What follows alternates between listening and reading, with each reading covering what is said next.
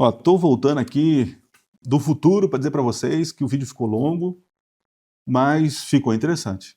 Então, fique até o final. Vai valer a pena. Rapaz, foi cansativo, mas foi bom. O que levaria você a abandonar, a sair da tua igreja? Quer saber mais sobre esse assunto? Então fique até o final e confira mais um segredo revelado.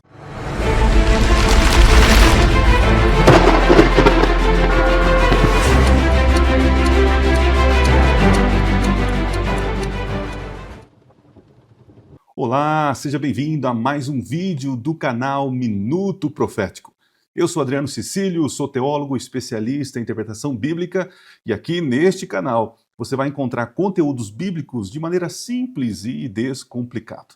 No vídeo de hoje eu quero responder a muitas perguntas que chegaram para mim através do meu direct lá do Instagram e também do grupo do meu WhatsApp. Falando nisso, eu tenho um grupo do WhatsApp. Se você quer participar, estando lá no grupo, tem um link aqui na descrição ou no QR Code que está aparecendo na tela para você. E lá você vai encontrar vários materiais aqui do canal.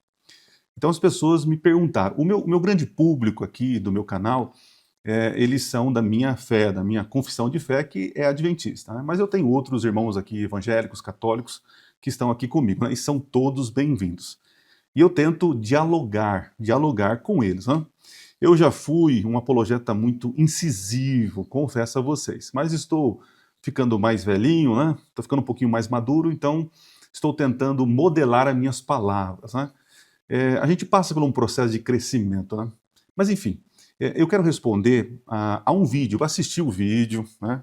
Esse vídeo está lá no canal do pastor César Cavalcante, inclusive o link está aqui na descrição completinho para você poder assistir, né? Assista e tire as suas conclusões, né?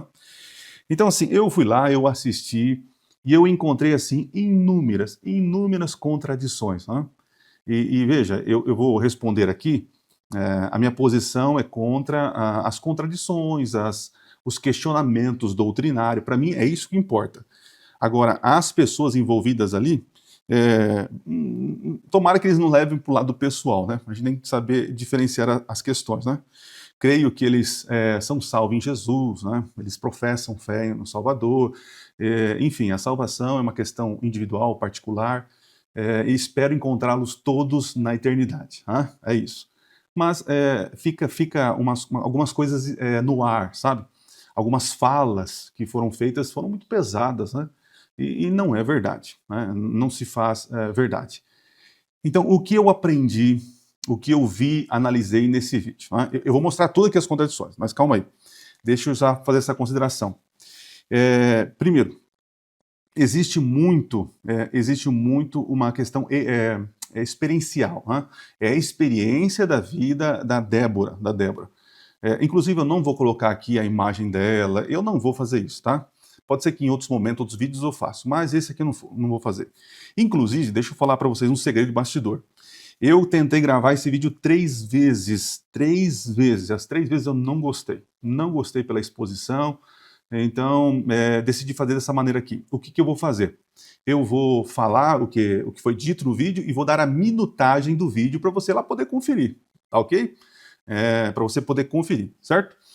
Então tá, eu analisei o vídeo e percebi que existe uma experiência pessoal dela, pessoal, é algo pessoal dela e contra a experiência pessoal dela, quem sou eu para questionar? Se ela está falando que sentiu isso, que viveu isso, quem sou eu para questionar? Agora, o que eu questiono são as afirmações bíblicas que ela faz, doutrinárias, que são equivocadas, né? Equivocadas, ok? Então, sem mais enrolação, vamos lá. Eu tive uma ideia aqui. Eu estou pensando em esses reacts que eu fiz, que são longos, né, que eu assisti e fui anotando, estou pensando em disponibilizar para os nossos membros aqui do canal. Os membros do canal já têm vídeos exclusivos aqui, já tem vários vídeos. Se você não é membro do canal, então aproveita aí o início do nosso programa de membros aqui, ok? Mas enfim, vamos lá. Primeiro questionamento. Qual seria a primeira contradição que encontrei assistindo o vídeo? Primeiro é aquela famosa acusação, né? Chamar os adventistas de seita. E a definição de seita para eles, assim, é da cabeça deles, né? Então eles definem o que é seita, e aí eles colocam dentro do formatinho ali o que é seita, o que pode e o que não pode, né? Mas se você estudar as crenças adventistas, você percebeu o seguinte, que nós acreditamos no sola escritura, né? Sua Bíblia é a nossa única regra de fé e prática. Mesmo a gente falando isso, o pessoal não acredita, né? Outra coisa, nós também acreditamos que a salvação é pela graça, não é pelas obras. Nós acreditamos na Trindade. Os pontos essenciais do cristianismo, tudo nós acreditamos, né? Aí, quando nós falamos isso, alguns falam assim, mas o problema é o que vocês acreditam a mais, né? E quando eles vão falar daquilo que nós acreditamos a mais, aí vem coisas que nós não acreditamos. Agora, temos que entender o seguinte, existe uma diferença do que a igreja ensina, teoria, e existe uma coisa que acontece que é a prática, que muitos irmãos, infelizmente, eu também cometo erros, vivo aquilo que a igreja não ensina. E eu não posso julgar pessoas pela prática deles e julgar toda a instituição e toda a crença, né? Então, o que eu vejo é isso. As pessoas, porque um adventista faz isso, ó, vi ele fazendo isso, então a igreja adventista faz isso, acredita? Por isso da importância, você, cristão da sua denominação, você tem que viver conforme aquilo que você acredita, né? Então, entenda, pesquise o que a sua denominação acredita para que você não dê falso testemunho. Uma das falas do pastor Joaquim, né, é que ele fala que é lamentável, né, os outros irmãos de outras denominações darem um púlpito para os adventistas, né? Eu sou um que fui beneficiado com isso, eu já fui em outras igrejas, já preguei, e para mim foi uma benção, e para a comunidade também, fui convidado novamente, né? A questão é a seguinte, cada denominação tem suas regras e seus princípios. Se a igreja X não quer ceder espaço, porque tem lá as suas restrições, nós temos que respeitar. Os adventistas, o culto oficial, né, como eu já fui pastor, eu sei, nós não cedemos espaço para pregação doutrinária ou algo parecido no púlpito, né? Eu já convidei pastores para fazer devocional em momentos assim de reunião, né, com o Clube Desbravador, eu já chamei. Então, assim, existe algumas aberturas, né? Eu, como pastor, no culto de sábado, domingo, quarta, nunca convidei um outro pastor de outra denominação para pregar ali, porque a igreja tem como praxe não fazer isso. Mas já tive presença de pastores e outras autoridades falando uma palavra ali, abrindo a Bíblia e pregando em situações que não são situações oficiais de culto, né? Então, assim, o pastor Joaquim se lamenta, mas isso é uma experiência dele, né? E não queira jogar as decisões da igreja que convidou, como sendo agora nós temos que ter a obrigação de convidá-lo, né? Outra coisa que sempre falam, né, que a TV Novo Tempo não chama outros pastores para debate ou algo parecido, porque a TV Novo Tempo não tem como objetivo criar esse tipo de debates. É outro tipo de objetivo, de propósito, né? Por exemplo, eu vou agora, quinta-feira, dia 6, né? Dia 6, na rádio FM, 102 FM. Terei uma participação de um debate sobre a marca da besta. Ali é uma rádio que tem como objetivo fazer esses tipos de debates. E para ter debates, precisa ter pessoas de outras crenças. Então, a rádio entendeu que é desse propósito e assim funciona. Agora, não queira colocar tudo porque numa caixa. Se eles fazem, nós temos que fazer também, né? Então, não faz sentido esse tipo de fala. Na minutagem, eu anotei aqui 18, né? Na minutagem 18 até ali o 19, 15, a entrevistada, ela fala sobre que a igreja adventista prega um outro Jesus. E veja, isso é uma experiência dela, né? Porque nas nossas fontes oficiais da igreja, nós cremos que Jesus, ele é todo poderoso, onisciente, onipotente, né? Ele é igual ao Pai, ao Espírito Santo, nós cremos na divindade, na trindade. Então nós não pregamos outro Jesus, né?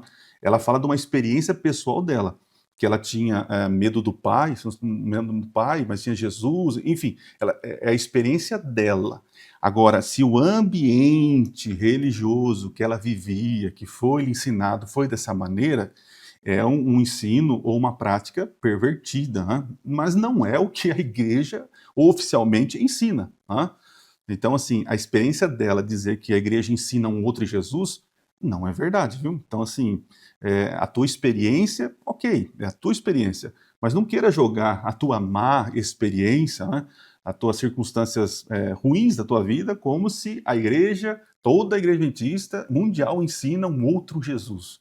Na minutagem 20 até 21 e meio ali, fala sobre que Ellen White é guia para a igreja adventista. Vamos parar um pouquinho, vamos pensar. Olha só. Nós não temos, nós não chamamos ou nem falamos sobre uma teologia whiteana. Né? Nós não temos essa classificação. Mas vamos usar essa classificação. Vamos supor, então, que a igreja adventista tem uma teologia whiteana, né? E que nós, adventistas, estudamos a Bíblia com o viés ou com os olhos de Ellen White. Vamos supor, tá? Vamos supor. Ok, qual é o problema disso? O que isso traz de malefício para mim? Então, vamos pensar aqui. Pode ser que eu seja de uma forma, eu vejo a Bíblia de uma maneira com um viés ideológico, restrito. Ok, temos alguns problemas aí. Mas o que falar então da teologia calvinista? O que falar então da teologia luterana, né, arminiana? Existem vários teólogos que deram os seus viés, a sua contribuição para a denominação, né? Então, assim, dizer que os adventistas usam são de alguma forma um cabresco de Ellen White, sabe? É uma acusação muito infantil, é uma generação muito ingênua, né? Dizer isso. Agora eu vou dizer a minha experiência, agora é a minha experiência. Ellen White me ajudou a entender o grande conflito. Ellen White me ajudou a entender a luta, né, que existe no meu coração entre o bem e o mal. Ellen White me ajudou a entender textos profundos sobre Jesus Cristo. Isso foi ruim para mim? De maneira alguma. Agora, eu preciso ser um cristão coerente, saudável, para entender que certas coisas que Ellen White diz ou fala precisam ser interpretados no seu tempo, local, espaço e assim por diante. Assim como Lutero, né, fez nos seus comentários, assim como Calvino. Né? O problema é que me parece que a experiência da irmã, ela não tinha ela não era saudável dessa maneira, porque ela realmente via as coisas como Ellen White vê e era restrito. E muitos adventistas fazem isso? Fazem. Infelizmente, né? Tem muitas pessoas que só leem Bíblia e Ellen White. Isso para mim não é saudável. Agora dizer, afirmar, deixar parecer que nós adventistas somos um grupo sectários, que só olhamos a Bíblia segundo Ellen White, né? Que Ellen White é a intérprete final das Escrituras, isso não é verdade. Isso é uma mentira, é um equívoco. Pode ter sido a experiência da irmã ou a experiência de muitos adventistas, mas não é o que a igreja ensina. E o que me deixa chocado é que a irmã participou da congregação, né, adventista por muitos anos. Será que a irmã, como é sincera, como diz, não estudou, não leu a Bíblia, outros comentários, outras coisas? Então, veja que a senhora entrou dentro de uma situação, viveu daquela maneira, né? Aí quando rompeu aquilo, olhou para a igreja como a igreja sendo má, como se a igreja fizesse isso de uma maneira generalizada, né? Como se a igreja realmente treinasse as pessoas para serem assim. Isso é uma experiência da senhora, né? Eu tive situações assim no passado? Tive, mas coube a mim abrir meus horizontes, né? E veja, eu leio tanta coisa que não é da igreja adventista, e leio tanta coisa que é adventista, e tenho a minha decisão, tenho a minha questão. Né? Eu não posso viver um evangelho manco, né? E pela experiência da irmã, a irmã, infelizmente, nesse período, viveu uma experiência sectária, exclusivista, né? Que não é o que a igreja adventista crê nas suas crenças oficiais. Volto a falar, existe a teoria, existe o ensinamento. Agora, existe a prática. Tem diferença. E em vários momentos, né, minutagem 12, 24, 26, dá um ar de autoridade para ela por ela ter sido secretária, né? Secretária da igreja. E ela menciona secretária hoje do líder mundial, né? Mas ela foi secretária em 1900, eu notei aqui, ó, ela foi secretária nos anos de 97 e 99, né? E olha a diferença, quantos anos se passaram, né? Então, assim, dá esse ar que ela está falando ali, é uma convidada que realmente conhece profundamente o Adventismo, porque ela era secretária, né? Se a gente usar o mesmo princípio disso, né? Pelo amor de Deus, não estou falando da pessoa, mas eu estou usando um argumento. Então, ela diz que trabalhou com pessoas que e são hoje, né? É hoje o líder mundial da igreja, né? Mas olha só, houve um anjo também no céu que viveu, né, ao lado do Senhor, né? E viveu ali, mas não estava com o coração ali, né? Então, assim, dizer que por estar lá do lado da pessoa, está dentro trabalhando na instituição, tem autoridade doutrinária, teológica, não faz sentido, né? Então, por isso, mais uma vez, é a experiência dela, uma experiência negativa, triste, isso é verdade. Na minutagem 29, aí depois 30, 31 e 34, ela está falando ali sobre a questão sobre a questão da carne. Ela fala que ela foi no McDonald's, né, escondido, porque não podia comer carne. E quando ela fala isso, o que eu percebo ali, que ela ia escondido para comer carne, porque a igreja proibia que não podia comer carne. Gente, a igreja adventista recomenda o vegetarianismo, mas ela não obriga os seus membros. E ela não disciplina seus membros porque comem carne, né? O ideal de Deus é que nós tenhamos uma alimentação, a melhor alimentação possível. É isso que a igreja ensina, mas ela não proíbe nem disciplina quem coma coisas que não prestam, né? É claro que existem leis bíblicas quanto ao consumo de carnes que não são alimentos, mas isso é uma outra história.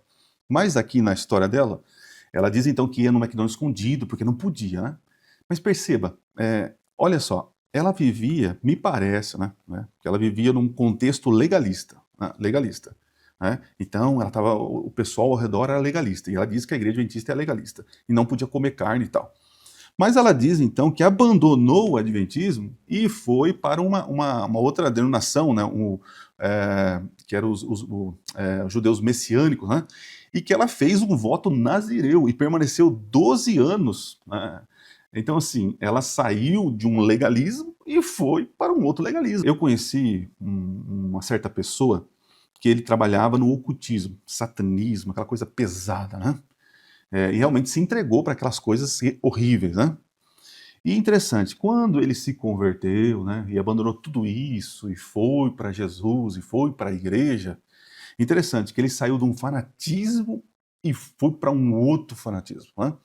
Então, para ele, comer carne era pecado, porque Ellen White diz isso, e música assim também não pode, porque o diabo entra no corpo da pessoa, e a mulher tem que vestir essa roupa, sabe?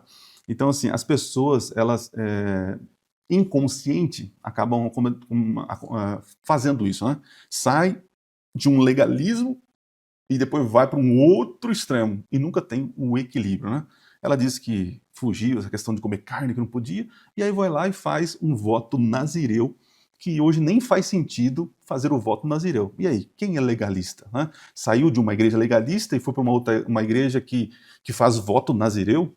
Não entendi, irmão. E só uma observação dentro dessa questão aqui, que estamos falando sobre carne e tal, legalismo, falar que a igreja adventista é legalista, né? É legalista. Gente, nós cremos que a lei de Deus é eterna. Nós cremos nisso. E nós cremos que a lei de Deus, ela é um condutor, ou um parâmetro que demonstra se o crente foi salvo e se o crente está realmente, pela graça de Deus, se esforçando no caminho da santificação. Porque a justificação acontece assim, né? Quando aceita Jesus como Senhor e Salvador, você é justificado em Cristo Jesus, né? Mas a sua vida agora passa por um período de santificação, do que é uma luta contra o pecado. Mas o que define o pecado? É a lei. Então, assim, é claro, existe um problema, você viver debaixo da lei e achar que você é justificado por guardar mandamento, né? E nós não cremos assim, nós somos justificados pela fé, né? Tem pessoas que dizem que são justificados pela fé e vivem pelas obras? Sim, existem muitos, nem só os adventistas, né? Em outras denominações que nem aceitam todos os mandamentos, mas acredita se cortar o cabelo, se pintar o cabelo, perde a salvação, se usar bermuda, perde a salvação. Então, assim, realmente, nós somos legalistas, né? Nós ensinamos o legalismo, Então, dois pesos e duas medidas, né? Porque ela acabou falando que fez um voto nazireu. Por que ela fez um voto nazireu? O que ela queria com isso? Qual era o objetivo dela? Justificação? Santificação? Para mim, isso é uma roupagem de salvação pelas obras, né? Penso eu aqui, né? Observando ela. Outra contradição dela está na minutagem 32, onde ela fala assim que os adventistas, eles escolhem as leis que eles querem seguir, né? É assim que ela afirma, né? Mais interessante, ela diz que segue leis que não são bíblicas e que são rabínicas. Então aí, pela irmã, a senhora nos acusa a igreja adventista de selecionar leis e seguir o que quer, e a irmã me parece que faz a mesma coisa, né? Vocês estão percebendo? Que ela tem todo o direito, gente, de sair da igreja, enfim, ela tem todo o direito, né? E, aliás, deixa eu falar para você que está me assistindo aqui, com toda a sinceridade do meu coração, né? Se você vive numa comunidade de fé, não importa qual é, em que você está tendo uma experiência terrível, né, de opressão, de infelicidade, enfim, você está morrendo aos poucos, sai desse negócio, né? Reflita, respira um pouco, né? Então, assim, eu não sou a favor que a pessoa tem que viver sofrendo naquele mundinho, né? Eu digo isso porque eu tive uma experiência no interior de São Paulo, onde eu vivi legalismo, onde eu vi coisas acontecendo ali, sabe, costumes que eram praticados como se fosse lei do Senhor. Hoje eu entendo que muito que acontecia era falta de conhecimento, e muitas pessoas que ensinavam e falavam essas coisas equivocadas eram pessoas sinceras que de alguma maneira era aquilo que elas tinham e aquilo que elas compartilhavam, né? Então, quando você sai disso, você começa a observar que, peraí, você faz uma distinção. Isto é o que a igreja ensina. Isto é o que os irmãos entenderam e ensinam. Percebe? Então, não queira usar a experiência sua, que você viveu, com aquilo que a igreja oficial ensina. A igreja adventista é muito grande. Existem, por exemplo, só no Brasil, vários locais diferentes, costumes. Então, lidar com isso não é fácil, né? Não é fácil. Mas não queira jogar um peso sobre as doutrinas adventistas que ela não tem esse propósito, né? Ok? Vamos avançar. Outra afirmação que está lá na minutagem 35 até 39, mais ou menos, ela está falando que sobre a carta de Gálatas, né? E, gente, está aqui algo que a igreja ensina sobre a questão, o perigo do legalismo, né? Nós tivemos lição da escola sabatina, vocês podem pesquisar artigos, livros, comentários sobre o livro de Gálatas, e dizer que nós não lemos, e se a igreja adventista lê, seu irmão lê a Bíblia, lê Gálatas, então ele sai da igreja. Aí eu pergunto para a irmã, né? A irmã ficou quantos anos dentro da igreja? Porque a afirmação da senhora é: quem lê Gálatas não fica na igreja adventista. A senhora disse que era uma estudante da Bíblia, que a senhora tinha a tua comunhão, pregadora, tá tudo certo. Mas a afirmação da senhora é o seguinte: quem lê Gálatas sai da igreja adventista. Aí a pergunta: a senhora não lia Gálatas? A senhora não estudava a Bíblia? Percebe como que é incoerente? Que o livro de Gálatas é contra o adventismo. Aonde isso? O livro de Gálatas está falando sobre o judaísmo, os judaizantes que queriam que o povo ali fizessem certos ritos, praticassem leis para que as leis os justificassem. E Paulo era contra isso, né? Mas é interessante, é só falar. Olha só, essa semana eu tive uma conversa com uma seguidora lá do meu Instagram, né? E é por causa de um vídeo que eu gravei sobre lei e graça. E é incrível, é só falar de mandamentos que vai vir um povo, olha os legalistas, né? É só falar sobre o sábado, não, olha aí o legalista. Interessante, né? É só falar de lei, em outras palavras, é só falar das obrigações que o povo precisa se ater, pela qual aquilo que Deus colocou em sua palavra, que o pessoal já fica arrepiado. Entende? Incomoda, né? Incomoda falar certas coisas que você ignora ou tenta ignorar, né? Então, dizer que Gálatas é contra a doutrina adventista, assim, aonde? Aonde?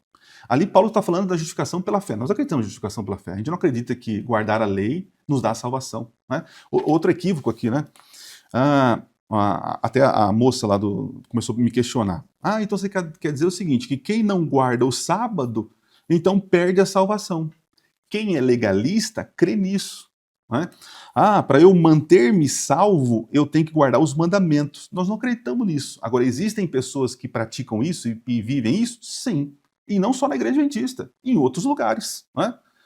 Então, olha só, nós adventistas acreditamos o seguinte, para ser salvo é Jesus Cristo. Para nos dar a santificação é Jesus Cristo. Para nos dar a glorificação é a atuação de quem? De Jesus Cristo. Jesus é tudo. Né? Então, se eu não guardo os mandamentos, eu não me perco, como que é isso? Né? Você só perde a salvação, e eu falo aqui com muito carinho pro meu irmão que está me assistindo aqui, você só perde a salvação não é porque pecou, querido. Não é porque não guarda o sábado. Sei lá, eu aceitei Jesus, estou salvo. Aí falei uma mentira, pequei, perdi a salvação. Aí eu vou lá, peço perdão, Deus me perdoou, agora eu estou salvo em Jesus. Aí eu fui lá, não guardei o sábado, pequei, perdi a salvação. Aí eu peço perdão. Cara, isso é uma vida legalista. A igreja adventista não acredita nisso. Agora, existem muitos irmãos que praticam isso? Sim, eu pratiquei muito tempo. Então, como que você perde a salvação, pastor? Como que você perde? Você perde a salvação quando você rejeita a graça. Não são teus pecados que vão lhe tirar a salvação, mas é sua rejeição em aceitar a graça. O problema do pecado, o preço do pecado já foi resolvido na cruz do Calvário. Né? Então, o preço do pecado foi pago. Então, os pecados que você cometeu ou vai cometer, já estão pagos em Cristo Jesus. Agora, eu preciso aceitá-lo. Ou seja, eu preciso entregar minha vida. Eu sou um pecador e reconheço que eu preciso de um Salvador. Então, Senhor, tenha misericórdia de mim.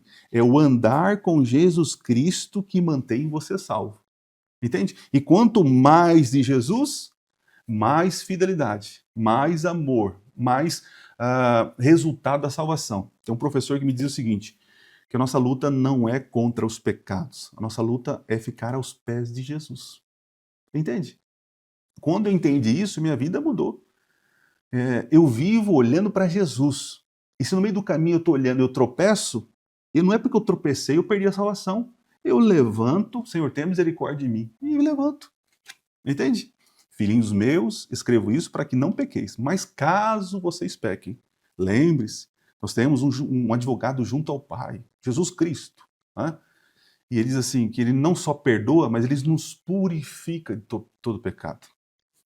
É isso. Então, a irmã, infelizmente, é a experiência dela, né, do adventismo que ela teve, e ela está generalizando, né? E outra, a carta de Gálatas não é nada contra o adventismo, né? Próximo.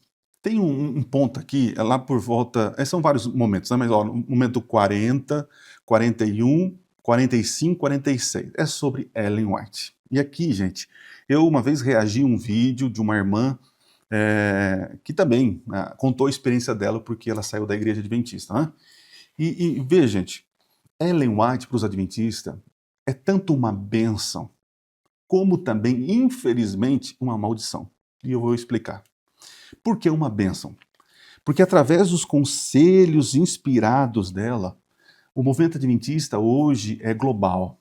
A educação, a saúde, publicações, né? Tantos ministérios em que ela desenvolveu, apoiou, né? E avançou a obra adventista. Então, ler os escritos de Ellen White nos ajuda a compreender as escrituras, é verdade, nos ajuda a lidar com os seres humanos, com o nosso próximo. Então, assim, faz bem para o cristão ler os escritos de Ellen White.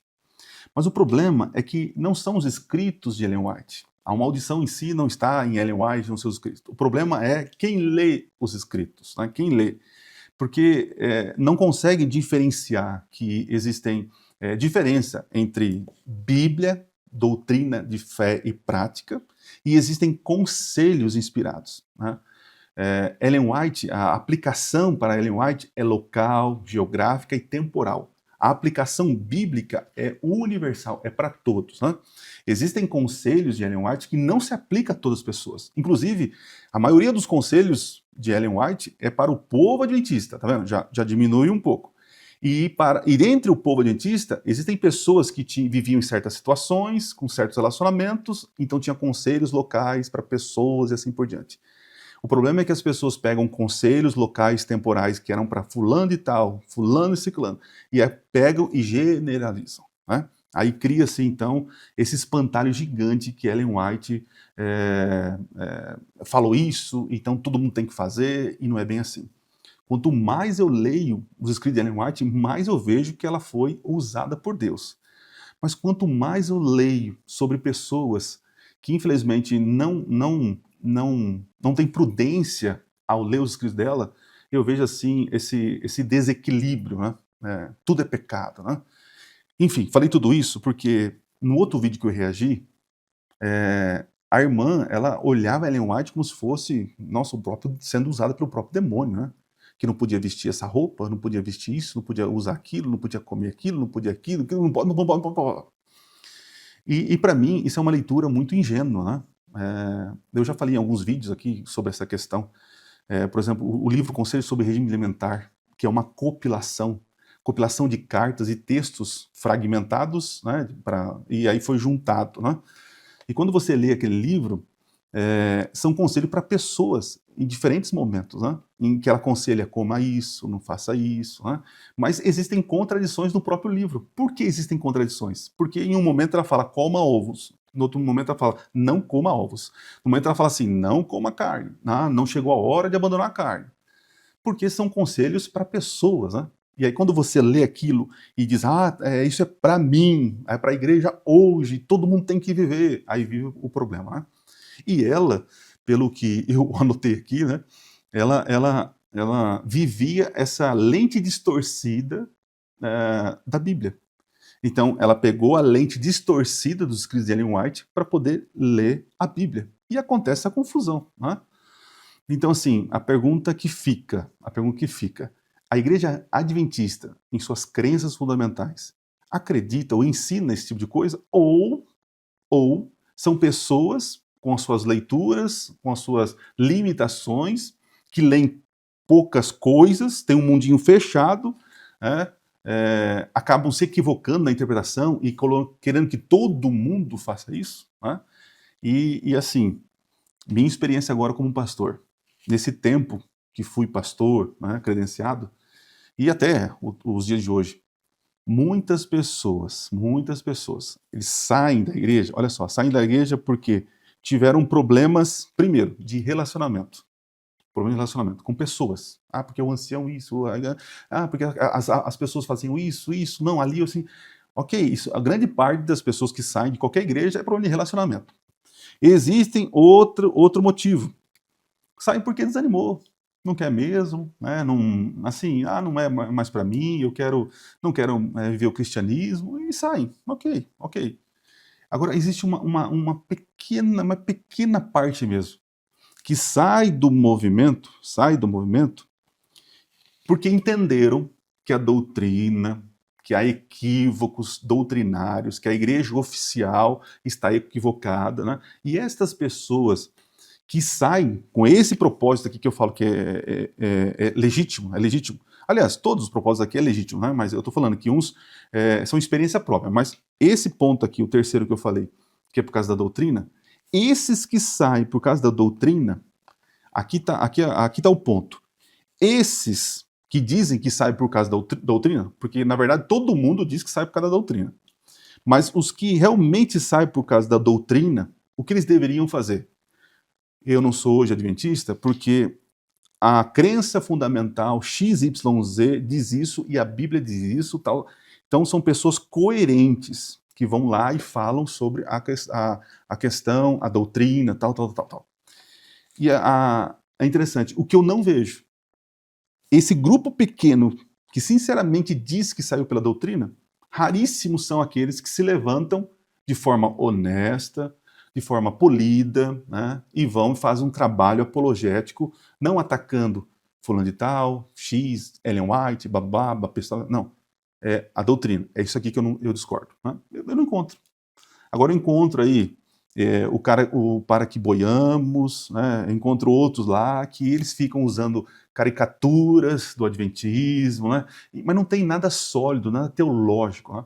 Infelizmente, nesse podcast que eu assisti do pastor César, né, da parte dela, talvez precisar de mais tempo, mas eu não vi nada teológico em que ela apresentou, de fato, é isso, né, com documentos, a Bíblia diz isso, não, não, não. Foi mais a experiência dela. Talvez seja uma entrevista, né? Então, enfim. O pastor César, né, insistiu em alguns pontos, né, com relação ao sábado, que o sábado é uma sombra e que a gente tem descanso em Cristo. Eu discordo, né? E o Joaquim, infelizmente, mais demonstrou a sua raiva, né, a sua expressão de raiva, como aquele que acusa, né? Aquele que acusa, né? Do que realmente assim diz o Senhor, né? Mas enfim, vamos para outras aqui que já está acabando, viu? Na minutagem 41, 41, 33, fala sobre a questão de Jesus, né? Aí vai entrar a questão do juízo investigativo e dizer que, não, que Jesus terminou tudo na cruz. Veja, nós não cremos que Jesus terminou tudo na cruz. O salário do pecado, o preço do pecado, a cruz foi suficiente. Então ali foi o tetelestai, é sobre a obra terrestre, pagou o preço do pecado. Mas assim como no santuário terrestre, no tabernáculo terrestre, após matar o cordeiro, não terminava a cerimônia, não terminava. Porque o sacerdote agora saía lá do altar de sacrifício e entrava para transferir o pecado para o santuário. Isso é óbvio nas Escrituras. E Jesus Cristo, ele vem para... Tudo aquela cerimônia não eram sombras. Então Jesus é o cordeiro, certo? Jesus também é um sacerdote, né, que levava ali os pecados até o santuário. E também Jesus é o sumo sacerdote que faz a purificação do santuário. Então existem etapas do ministério de Cristo. Então nós não cremos que tudo foi realizado em Jesus Cristo lá na cruz, né? Se assim fosse, por que eu estaria aqui falando e por que nós estaríamos nessa terra? Se tudo já foi resolvido na cruz do Calvário. Perceba, é uma incoerência. Outra, para que juízo então? Porque há um juízo? Porque se Jesus já resolveu tudo na cruz, já uma vez salvo para sempre, então para quê? O que Jesus está fazendo no céu? Está dormindo? Percebe? Então é diminuir a crença adventista, falar que nós não aceitamos o sacrifício que foi perfeito na cruz, que Jesus precisa fazer outras coisas para dar salvação para nós. Não é isso que nós acreditamos. Eu tenho vários vídeos aqui no canal falando sobre isso. O preço foi pago. Agora Jesus está intercedendo por nós. E a purificação do santuário nada mais é de que Deus mostrar para o mundo o porquê ele vai salvar aquele que declarou fé nele, se realmente ele viveu uma vida segundo aquilo que ele professou. Como o Tiago diz, que uma fé sem obras é uma fé morta. Dizer que você aceitou Jesus, ser batizado, só Deus sabe realmente o que está no teu coração, porque lá em Eclesiastes diz que Deus vai levantar as obras cobertas e encobertas. Então nada vai ficar escondido. Então todos que serão salvos ou os que serão perdidos, serão aniquilados, assim creio, todos saberão a justiça de Deus, não vai ter nada escondido. Então, essa parte do juízo, que nós chamamos de juízo pré-advento, juízo investigativo, não é para que Deus saiba das coisas. É para que Deus mostre para o universo o porquê ele te salvou. E que se você realmente viveu segundo a sua palavra. Não foi apenas um crente de fachada. Porque diante do mundo você pode esconder, mas diante dele não. E Deus não é aquele que faz as coisas escondidas. Ele sempre revela tudo que ele faz para o seu. Na minutagem 42 a 43 também tem um assunto lá sobre o dia da expiação, né, os 22 de outubro. E ela solta palavras ali como se ela soubesse de causa, né? E ela acaba dizendo o seguinte, que nenhum judeu, né, comemora o dia de Yom Kippur naquela data, mas em outro, mas ela está usando um calendário moderno judeu. Né? Eu estou preparando um material do Bruno, um rapaz aqui, um brasileiro aqui de Marília, que fez uma descoberta interessante, né? Que ele descobriu evidências que no dia 22 de outubro haviam caraítas comemorando, fazendo a prática ali da festa de Yom Kippur, né? Mas esse é um material que futuramente vai ser apresentado para vocês, porque a acusação é que nós, adventistas, inventamos essa data e que nenhum judeu comemorou o Yom Kippur, né, o dia da purificação, no dia 22 de outubro, que não, está errado, isso aí é uma data errada, que inventaram, os adventistas manipularam e erraram, né? Enfim, mas ela não mostrou nenhuma evidência, né? Ela usou um calendário moderno, né? A gente está pautado nos caraítas, e era um calendário da cevada, da colheita, né? Enfim, é um tema mais complexo que eu posso trazer em outro momento. Mas a afirmação dela não é coerente, ela apenas joga uma informação no ar e deixa a gente como se a gente fosse mentiroso. Não creio que seja justo esse tipo de fala, né? Tem um momento na minutagem finalzinho do 43, 45 para ser mais exato, né? Ela fala de um texto que destrói o juízo, né? O juízo investigativo, né? Ela fala sobre que Deus mandaria os pecados na profundeza do mar e nunca mais se lembraria, né?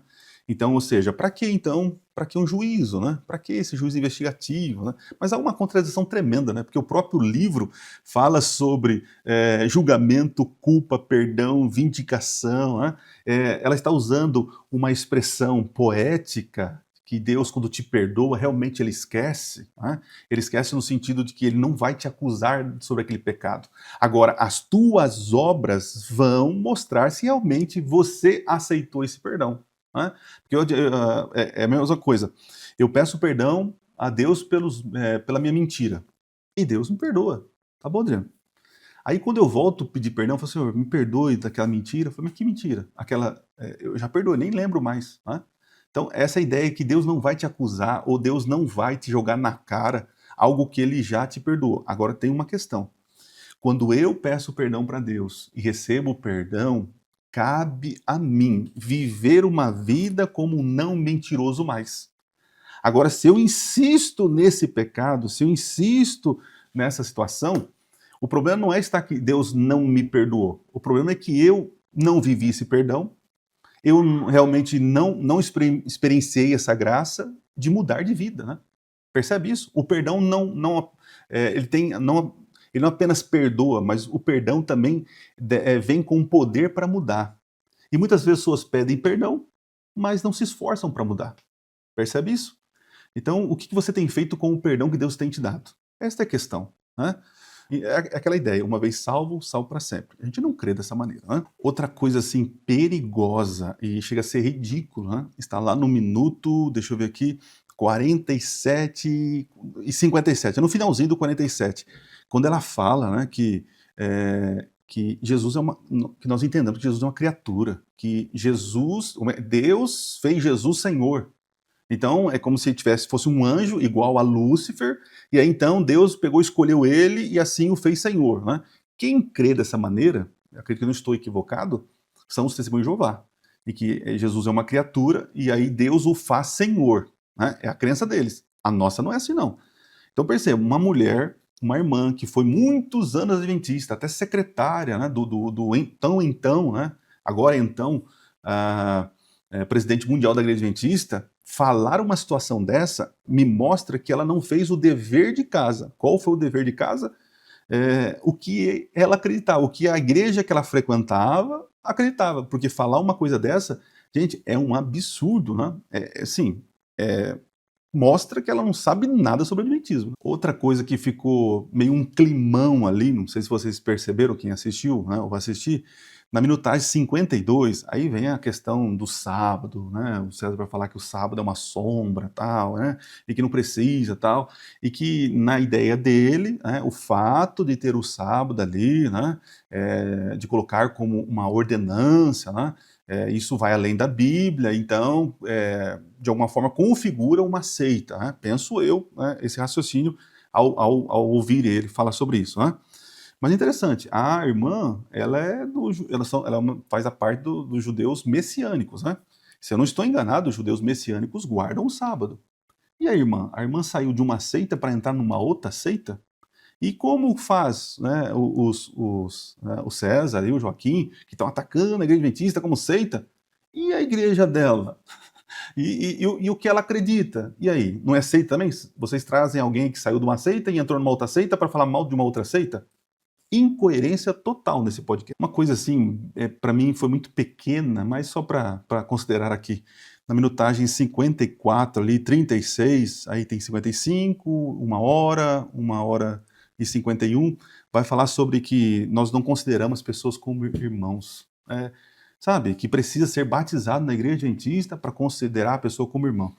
Eu vou dizer uma coisa, ó, eu considero o Joaquim, o pastor César e a irmã Débora como irmãos em Cristo. E eu tenho olha lá, todo aquele que aceita o Senhor Jesus como Senhor e Salvador, né, e foi batizado nas águas, eu sou irmão dessa pessoa. Essa pessoa é irmã minha, né, em Cristo. Agora, eu não sou irmão de igreja, né? Eu sou irmão dos adventistas, né? Mas o que me faz irmão das pessoas, no geral, não é porque ele faz parte da minha denominação, não é porque ele faz parte da minha crença restrita, mas irmão, para mim, irmandade, são todos aqueles que aceitam o Senhor Jesus como Senhor e Salvador. Entende? Agora, vocês dizerem que nós não aceitamos pessoas como irmãos, é complicado esse tipo de coisa, né? E outra, vocês, né, do programa e também, não aceitam nós como irmãos. Então, qual é a evidência, o porquê, qual é o seu parâmetro sobre irmão na fé? É só de acordo com a doutrina vossa ou é em Jesus Cristo, né? E se eu não sou irmão de vocês em Jesus Cristo, como você pode dizer isso, né? Eu acredito que o único que pode separar o joio do trigo é Jesus Cristo, e não pastores, bispos e padres e donos de religião. Outra coisa grave que é dito, né, na minutagem 56, 40 ali à frente, fala sobre que Jesus teve que implorar para o Pai, né, que Ellen White diz que Jesus implorou para que, Pai, deixa eu ir lá salvar os homens, como se Deus não quisesse, meu filho, não vai, não, mas Jesus implorou, né, Ellen White falando, né, Jesus implorou, por favor, deixa eu ir lá salvar os seres humanos. Puxa, eu já li esse texto, se não me engano está no Primeiros Escritos, não tem nada a ver com isso, né? A Bíblia é clara em dizer que Jesus, o Pai enviou o Filho voluntariamente, porque Deus amou o mundo de tal maneira. Então, a questão a leitura dela de Ellen White, né, faz com que ela veja que Jesus estava ali implorando para o Pai salvar. Então isso vai contra a Bíblia. Mas o texto não diz isso. A ideia de Ellen White não é isso. Ela está ali explorando, né, explorando ou amplificando o amor de Jesus pelo mundo, pelos seus filhos, né? E essa conversa com o Pai, eu vou colocar aqui na tela para vocês. Eu vou colocar o texto. Dá uma olhada no texto aí. Olha bem, diz assim, ó. A tristeza encheu o céu ante a realidade do que o homem se perdera, e que o mundo que Deus havia criado se encheria de mortais condenados à miséria, enfermidade e a morte que não havia meio de escape para o ofensor. Toda a família de Adão tinha que morrer. Vi então o amorável Jesus e contemplei em seu semblante uma expressão de simpatia e pesar. Logo ouvi aproximar-se da inescendível luz que envolvia o Pai. Disse o meu anjo assistente, ele está em conversa íntima com seu Pai. A ansiedade dos anjos parecia ser intensa, enquanto Jesus estava em comunhão com seu Pai. 3 vezes ele foi envolvido pela gloriosa luz em torno do Pai. E na terceira vez ele veio do Pai e pudemos ver sua pessoa. Seu semblante estava calmo, ansiedade e angústia, e brilhava com luz maravilhosa que palavras não podem descrever. Ele fez então saber ao coro angélico que se abrira um caminho de escape para o homem perdido, que estivera pleiteando com o Pai e obtivera permissão de dar a sua própria vida como resgate para a raça, de levar os seus pecados e receber sobre si a sentença da morte, abrindo desta maneira caminho pelo qual pudessem, mediante os méritos de seu sangue, encontrar perdão para transgressões passadas e, mediante a obediência, ser levados de volta ao jardim do qual haviam sido expulsos. Então poderiam ter acesso ao glorioso imortal fruto da árvore da vida, a quem tinham perdido agora todo o direito. E aí eu fiz algumas considerações aqui, ó. O texto, o que o texto está dizendo? O texto mostra a queda da humanidade, a tristeza no céu, Cristo conversando com o Pai, Cristo oferecendo voluntariamente a própria vida, o Pai aceitando o plano, os anjos sendo informados do sacrifício, a alegria celestial pela salvação oferecida à humanidade. Agora, o que o texto literalmente não diz é que Jesus estava disputando, né? Que Jesus implorou 3 vezes, né?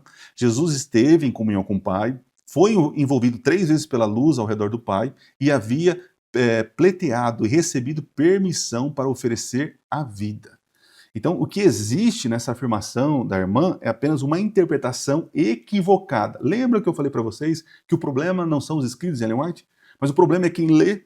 Então, da cabecinha oca das pessoas, acabam tirando ideias fantasiosas, né? E Ellen White, ela apanha, Ellen White é jogada no banco dos réus, porque ela falou isso, mas na verdade ela não falou isso. Isso saiu da cabeça de irmãozinhos que, infelizmente, não sei se com boa intenção, zelosos, né? Por falta de compreensão, acabam inventando coisas, né? Enfim, é lamentável esse tipo de afirmação, né? Feita aí no podcast, que vai ficar rodando para todo lado, né? Mais uma vez, Ellen White é jogada no banco dos réus e já condenada como herege, porque a irmã não soube interpretar e ler o texto.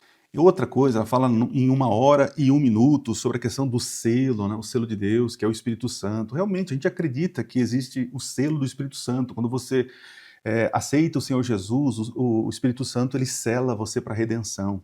Mas quando nós falamos de um segundo selo, o selo escatológico de Apocalipse 7, Apocalipse 14, né? Ali é um selo de proteção, é um selo que vai garantir a proteção para os fiéis nos últimos dias das pragas, né?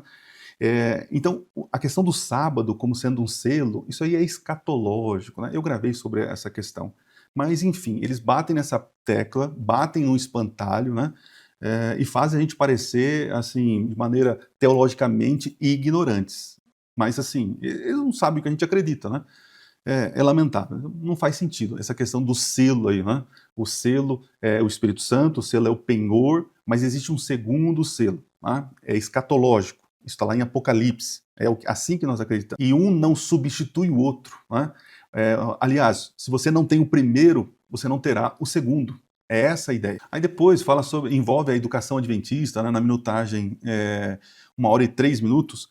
Eu já trabalhei na escola adventista, né?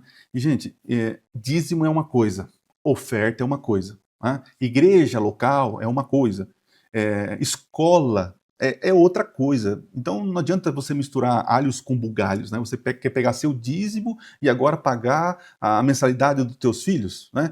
E aí coloca a igreja que oferece esse trabalho para as pessoas, né? Como se agora eu pudesse, né, pegar meu dízimo e pagar para... Sabe, é uma confusão, tá tudo errado isso aí, né? Primeiro que o dízimo é do Senhor. A oferta também é entregue para o Senhor. Agora, a educação dos teus filhos é outra coisa. Você paga com o teu dinheiro, né? Não é com dízimo e oferta. Agora, ele falou sobre lá que um está cobrando outro. Isso é uma questão particular que deve ser resolvido lá internamente, administrativo, né? Mas fala de um jeito como se a igreja adventista fosse mercenária. Mercenária, né? É lamentável isso, né? Vai em outra instituição confissional e diga para eles, nós vamos pagar a mensalidade do meu filho com o dízimo. Em vez de a gente dar o dízimo para a tua igreja, lá para a nossa igreja, a oferta, eu vou pegar o dízimo e a oferta e vou pagar a mensalidade aqui, porque é da mesma igreja, né? Então, tá tudo certo, né? Outra acusação que, para mim, isso é grave, né? E isso é até perigoso, dizer que os adventistas lá tiram a vida dos bebezinhos, né? Que isso a igreja sabe e a igreja apoia esse tipo de coisa nos Estados Unidos, né? Então, eles pegam um caso local, que se estão fazendo isso, né? Tá errado, né? Mas eles pegam um caso local de uma situação, não trouxe prova, né? Não trouxe nenhuma matéria, nem nada oficial, jogou lá que nós somos contra a vida, né? E é um absurdo, nós somos contra esse tipo de prática, né? Isso está nas nossas crenças fundamentais, isso está nas nossas declarações fundamentais, nós somos contra isso. Agora, se um hospital XYZ que é da instituição, que houve uma prática equivocada, estão errado. E tem que ser preso, se há crime naquele governo, enfim, se fizer, está errado, tem que pagar. Agora, não queira jogar aqueles erros sobre toda a instituição. É muito triste isso, né? Tá chegando no final aqui, eu começo a ficar... eu vou perdendo um pouquinho de si, tá? Vou tentar me acalmar. Outra coisa, numa hora e 6, ela fala sobre... Eles falam ali sobre o doutor o Kellogg, né? Dr. Kellogg. Gente, o Dr. Kellogg, ele foi assim, rompeu com a instituição, né? Rompeu, porque ele começou a crer no panteísmo, umas ideias doidas, né? Agora, ligar o Dr. Kellogg no final ali da vida dele com o adventismo é mostrar totalmente o desconhecimento sobre a crença adventista. É mais uma vez bater em espantalho. A igreja rompeu com o Dr. Kellogg porque ele começou a crer e praticar e ensinar coisas que a igreja não ensinava. E houve uma ruptura. Kellogg seguiu seu caminho. É interessante, né, que Ellen White, que pagou os estudos dele, financiou, né, construiu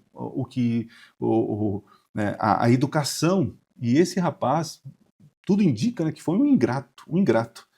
E a igreja rompeu com ele. Agora, ligar o Dr. Kellogg com a igreja adventista, se você fizesse no comecinho do trabalho dele, tudo bem, isso é verdade.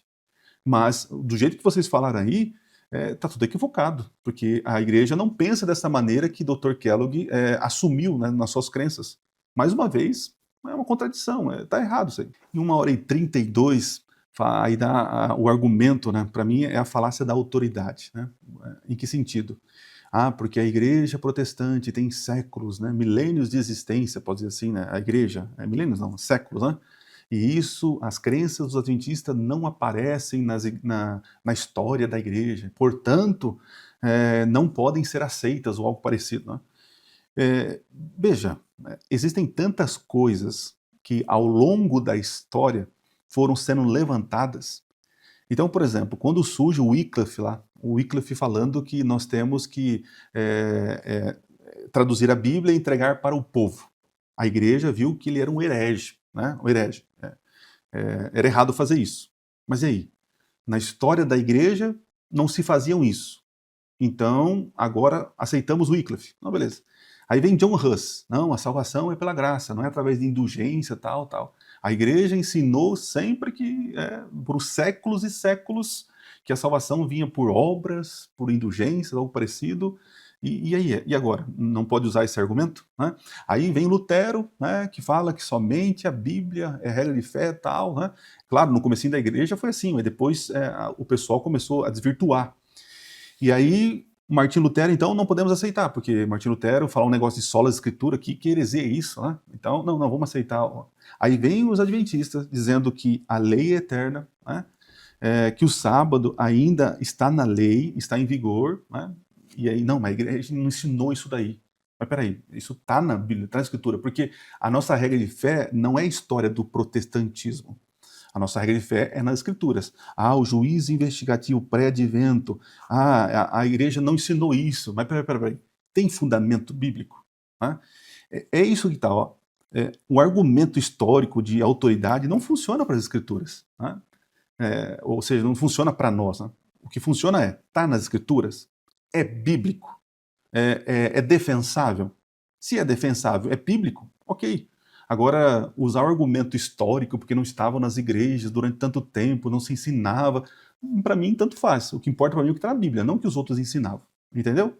É isso. E, por fim, o tal decreto dominical. Eu gravei uma live explicando tudo isso sobre o decreto dominical. E eles falam muito, existem muitos mitos na fala deles, né? E eu entendo, o decreto dominical é uma profecia escatológica em que os seus desenrolar, né, eles são assim meio que desconhecidos. Né? Nós não temos todos os detalhes.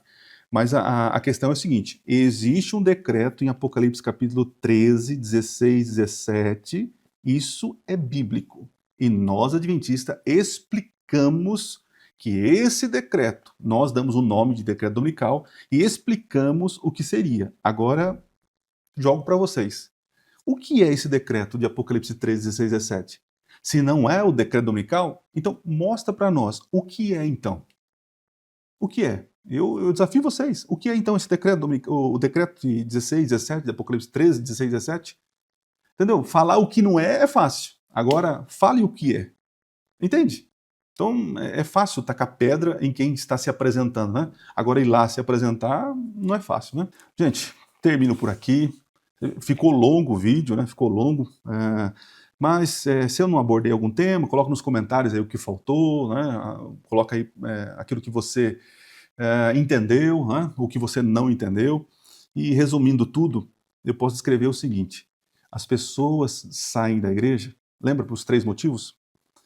Problemas de relacionamento, e isso a maioria das pessoas saem porque igreja nada mais é do que um grupo, uma comunidade onde você se relaciona, né? Então é mais provável que tenha problemas interpessoais, né? Outro problema que as pessoas saem é porque querem sair, decidir. E eu lembro uma vez que eu abandonei a igreja, Jesus, né? Porque eu quis. Eu falei, não, eu quero dar um tempo. E eu saí, né? Agora existe um grupo bem pequenininho, que sai da sua denominação por questões de crença mesmo. Peraí, olha aqui. Isso é isso é aquilo. Não, tá equivocado, né? E essas pessoas que saem por esses motivos aqui, são pessoas que, quando expressam o porquê saíram, é porque acreditavam nisso, mas agora acreditam nisso segundo a palavra. Não ficam usando o primeiro requisito lá, né, a questão que eu falei. Ficam usando a experiência pessoal que teve no ano XYZ, na localidade geográfica X, e que aquilo, então, representa toda a igreja, então por isso que ele saiu, porque a igreja é má, persegue, é legalista, a igreja... Não, entendeu?